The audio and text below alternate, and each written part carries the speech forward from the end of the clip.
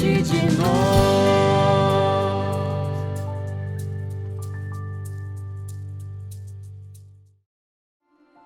Deixa eu te fazer uma pergunta.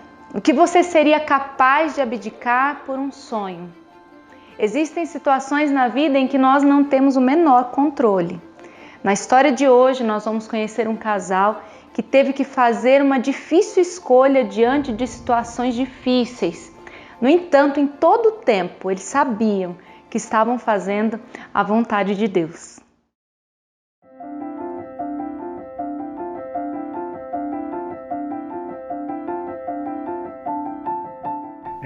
Desde o dia 15 de novembro de 2018, né? Sim. Que foi quando nós, então, decidimos noivar, né? Então, o nosso noivado foi muito bonito, nossa família veio, né? Foi muito especial. Nossos amigos, estava todo mundo.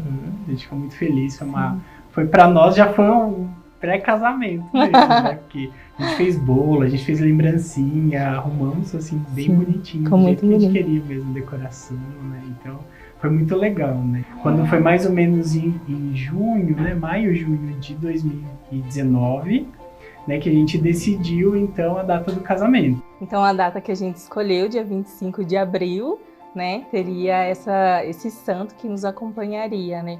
Porque depois também no noivado, ele é todo, depois que você ficar noivo, só fala de casamento. Então, assim, os amigos perguntam do casamento, a família pergunta do casamento. Então, fechando a data, já é um alívio, assim, também, né? Porque já consegue planejar, você já sonha, você já consegue ver aquilo lá acontecendo, né? Então, a gente já começou a ver as coisas mesmo do casamento.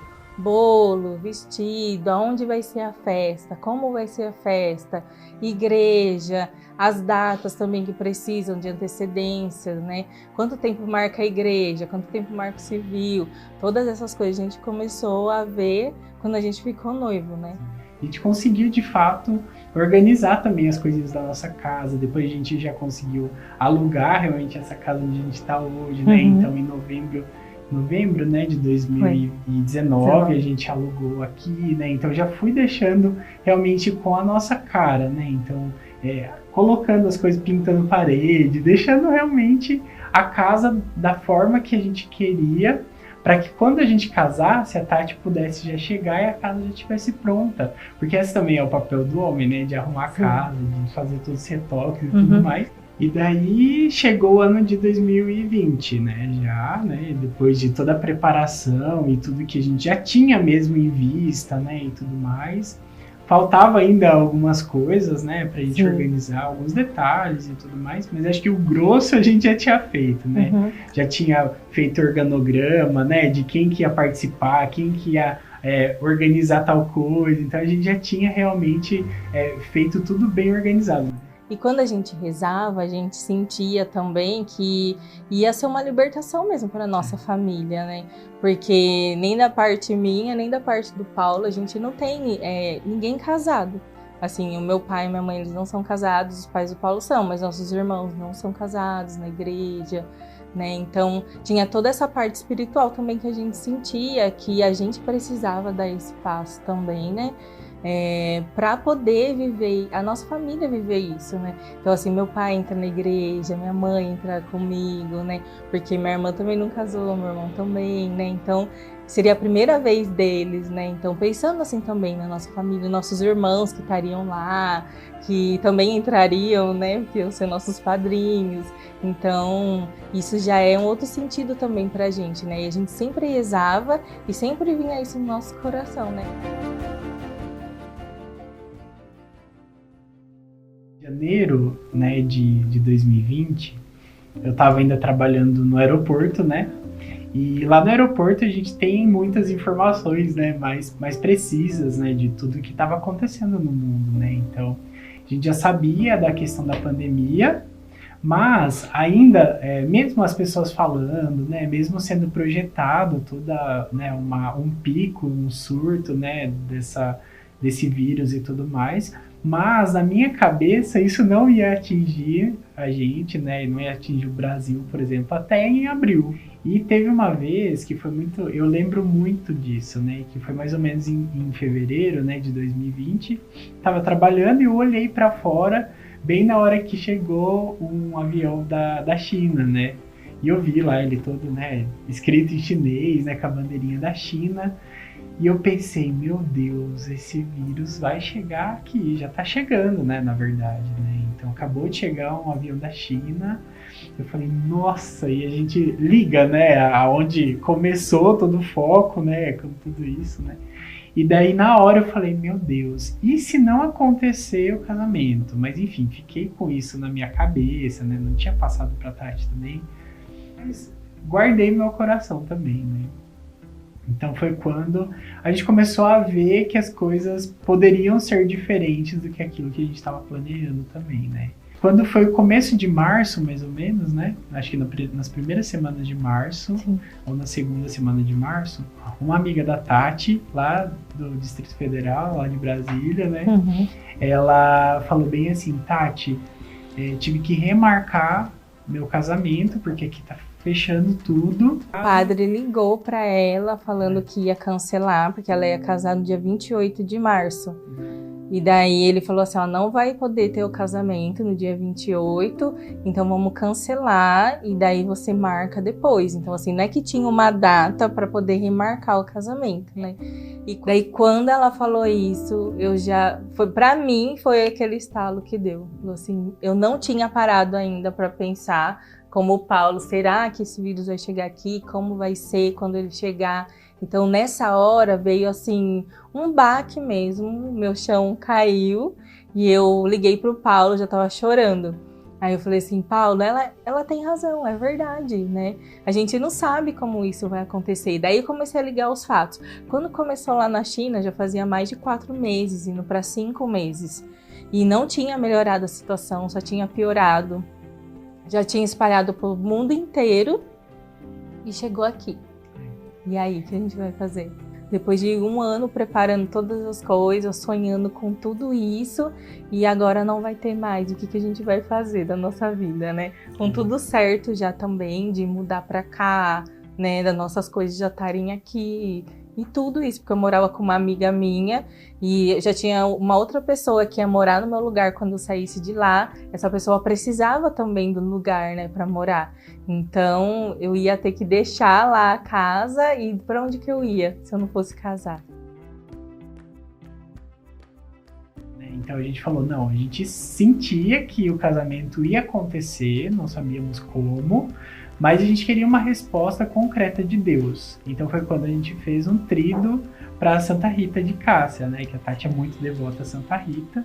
Então a gente foi e fez um tríduo, né? Por quê? Porque a gente sabia que a gente ia ter essa conversa também com o Padre Custódio, que é o presidente da Aliança de Misericórdia, né? Que também rege a nossa vida como missionários, né? Então a gente entendia que nesse tríduo, né? Nesses 3 dias, no terceiro dia que ia ser a conversa com o Custódio, dependendo daquilo que viesse na conversa, a gente ia fazer. Então, assim, nisso já fechou tudo, começou a fechar tudo. Já foram vindo os decretos e a cidade já foram fechando, né? Então, aqui em São Paulo também foi quando começou a quarentena. Foi bem nesse período, já não podia sair mais, né? Já estava tudo fechado também. Então, a gente vê na situação do mundo todo parado, trancado dentro de casa, e a gente ainda com essa bomba que chegou do casamento, né? Então a gente entendia que a gente precisava rezar e que a gente precisava também colocar nas mãos da comunidade, né? Porque faz parte da nossa vida, nós como missionários também obedecemos, né? Então a gente precisava ouvir essa voz que viria dele, né? Sim. Então assim, vai adiar por tempo indeterminado, ou vocês casam só vocês e o padre. Era essas só as 2 opções que tinha. Não tinha outra coisa para fazer, mesmo porque tem um risco de vida, né? De vida de outras pessoas e pessoas que a gente ama, os nossos amigos, a nossa família, os nossos pais, né? Que são de idade já, que são do grupo de risco. Então a gente pensava, como que a gente vai fazer, colocar todo mundo junto? Não dá. Então a gente já excluiu essa possibilidade, não ter festa, não ter nada. Se for para ter, vai adiar para sabe lá Deus quando, ou faz esse casamento desse jeito, né? E colocando todas as situações, então, o Padre Custódio chorando assim como nós, né? Porque nós já estávamos assim chorando mesmo, né? Com uma tristeza no coração de não ser da forma que a gente sempre pensou, né, sonhava. Ele também chorando, ele falou para nós: eu sinto que o casamento de vocês precisa permanecer na data que Deus escolheu para vocês. Se foi dia 25 de abril de 2020, então a data do casamento de vocês tem que ser dia 25 de abril de 2020, né? Ele falou, então permaneçam na data, não mudem, mas também a gente precisa ser muito prudente.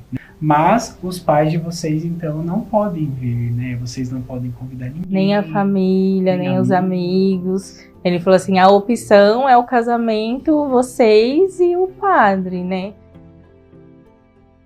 Então a gente começou a tomar algumas decisões que precisariam, né? Então cancelar as coisas que a gente já tinha alugado, né? Preparar também e ver aonde ia ser o lugar, né? Porque ia precisar mudar. E depois, ainda absorvendo toda a dor, né, do casamento não ser como a gente queria e tudo mais, nós fizemos um vídeo para os nossos padrinhos e para as nossas famílias, então, falando para eles, então, dessa decisão que nós tínhamos tomado, né, de fazer um casamento no secreto, né, no íntimo do coração de Jesus, né, que seríamos, então, só nós, o padre, né, o padre que ia presidir a celebração, e também um casal só como padrinhos, e depois a fraternidade, porque a fraternidade já estava realmente inclusa, né, em tudo isso. Né. No vídeo todo a gente fez acho que 4 vídeos, né, um para os nossos pais, né, para nossa família, que acho que foi o mais difícil. Sim. Depois um para os nossos amigos, um para os nossos padrinhos e um também para o pessoal que ia participar como ajudantes, né, ajudando. Que ia trabalhar no dia. Então foi muito, muito doloroso, assim. Eles estavam meio sem saber o que fazer no momento, porque eles não sabiam se continuava com a data do casamento, a festa, não sabia que ia poder fazer, como que ia ser. Começaram a orar, eu também orei muito por eles. Aí um dia ela ligou para mim, inclusive estava muito triste, os dois muito abalados, né? Aí eu falei para ela que se fosse da vontade de Deus, que eles casassem sim, e mesmo sem ninguém presente, que o mais importante estaria ali, que era Deus, que ele que abençoar, né, a união, e que ela casasse sim, mantivesse a data, né, que aquilo já tinha sido uma escolha por Deus mesmo, tudo aquilo, né?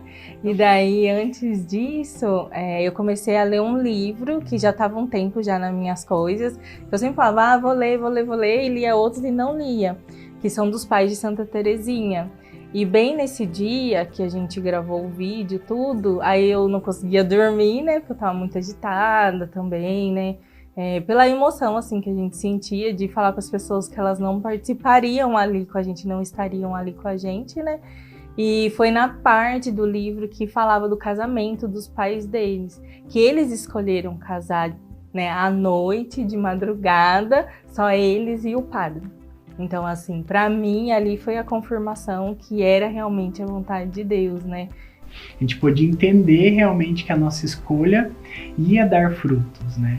Até porque tinha todo aquele contexto, né, da quebra de maldições, que já era uma profecia na nossa vida, né, que o nosso casamento ia quebrar maldições na nossa família, também da nossa vida, né, a gente sabia que ia ser uma cura em especial para nossa vida, de tudo aquilo que a gente já tinha passado, né, os caminhos tortuosos que a gente levou na vida, né, e a gente sabia que ali ia ser realmente ia fechar um ciclo, né, para começar outro, né.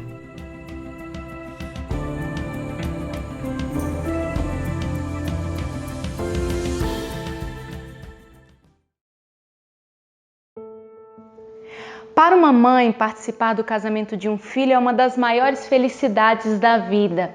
Porém, no caso da dona Sônia, não foi possível estar presente no casamento da sua filha. Porém, pela sua fé e confiança no Senhor, ela sabia que eles estavam realizando um sonho e dando um passo importantíssimo a partir do sacramento do matrimônio.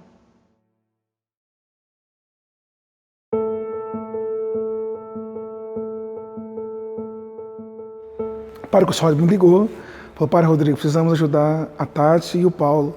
são nossos irmãos no carisma, sabemos de todo o caminho que eles fazem.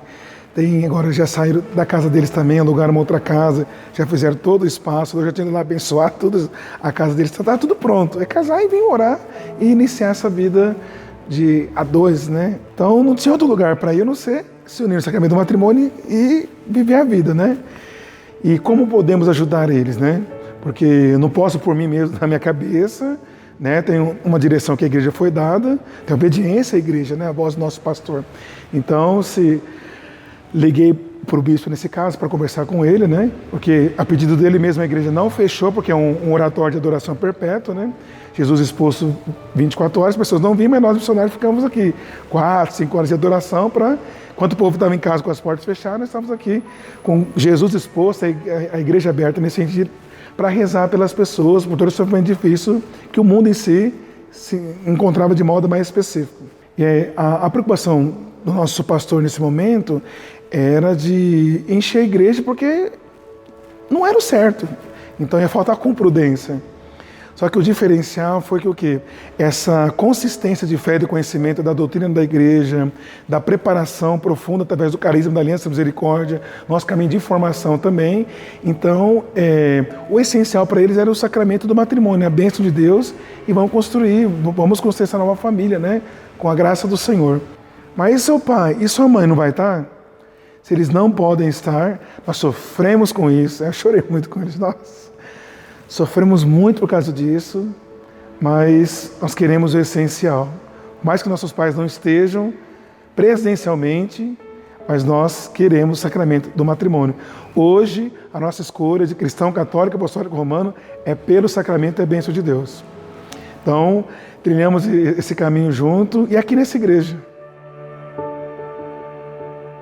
Mas foi muito importante também sentir que a fraternidade faz parte da nossa vida, né? Então eles estavam ali, nossos pais não estavam, mas eles faziam esse papel, né, de família. Então para nós foi muito importante, né? E depois, então chegou o grande dia. Depois aí estava eu, os dois, um casal de padrinho do lado, outros do outro, e alguns músicos lá no fundo, né, lá em cima.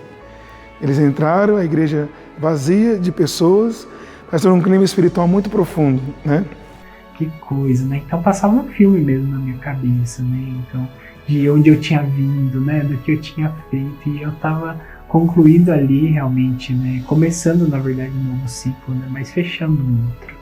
E a hora que abriu a porta da igreja, eu olhei e ouvi o Paulo, e a sensação que eu tinha era que a igreja estava cheia de gente. E era estranho esse sentimento, assim, né? Porque eu entrando com o pai, eu olhava banco vazio, banco vazio, banco vazio. Mas eu tinha a sensação de que a igreja estava cheia de gente, né? E a gente entrou louvando, assim, o pai, a gente entrou agradecendo por tudo que Deus tinha feito, que tinha chegado aquela hora, né? Apesar de todos os desafios, todas as dificuldades, né? E a gente entrou louvando, agradecendo a Deus. Aí o Paulo veio até o meu encontro, né? E a gente começou a chorar ali. Eu comecei a chorar porque eu sentia, chegou, depois de todas as dificuldades, realmente Deus é fiel naquilo que Ele fala, naquilo que Ele, nas promessas dele, e ali ia se cumprir também na nossa vida, né? O importante, né, vamos dizer assim, é que eles se entregaram realmente, né? Eles são de Deus mesmo. Eles largam qualquer coisa em nome da fé. Eles são muito assim. Então eu acho que por isso que eles são muito abençoados. Que é o principal, o casamento é isso, né? É você estar na igreja e lá você receber a bênção. E duas pessoas que entram lá se tornam uma só. Ali é um milagre, né, que acontece.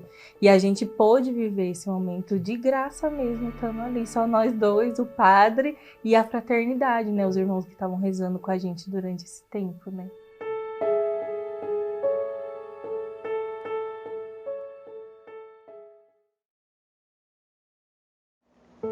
Tatiana e Paulo são um dedicado casal missionário da Aliança de Misericórdia.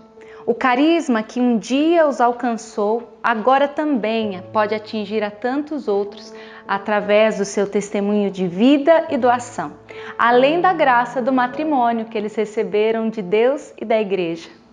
E não se esqueça, contamos com a sua ajuda para continuarmos o nosso trabalho de evangelizar para transformar.